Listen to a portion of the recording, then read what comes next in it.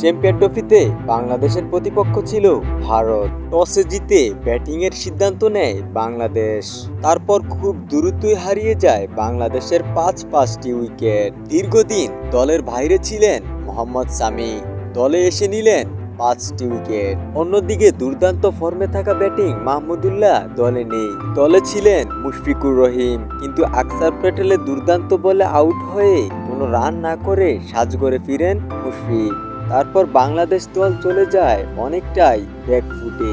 সেখান থেকে বাংলাদেশ টিমকে একটি ভালো পার্টনারশিপ উপহার দিলেন জাকির আলী অনিক এবং তাওহিদ হৃদয়। তবে জাকির আলী অনিকের প্রথম বলেই ক্যাচ মিস করে দিয়েছিলেন রোহিত শর্মা এবং তৌহিদ হৃদয়ের ক্যাচ মিস করে দিয়েছিলেন হার্দিক পান্ডিয়া। তারপর তারা দুজনেই করে ফেলেন হাফ সেঞ্চুরি। মোহাম্মদ সামির বলে ছক্কা মারতে গিয়ে বাউন্ডারিতে ধরা পড়লেন জাকির আলী অনিক। সেখানে হলো 6 উইকেটের পতন। তারপর ব্যাটিংয়ে আসেন রিশাদ হোসেন। দীর্ঘ সময় সিরিজে টিকে থাকতে পারেননি রিশাদ হোসেন।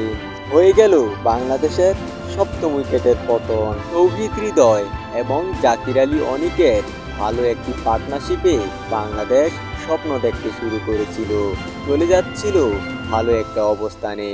কিন্তু সেখান থেকে যখন জাকির আলী অনেক আউট হলো, তারপর এক এক করে গুটিয়ে যায় বাংলাদেশের সব উইকেট।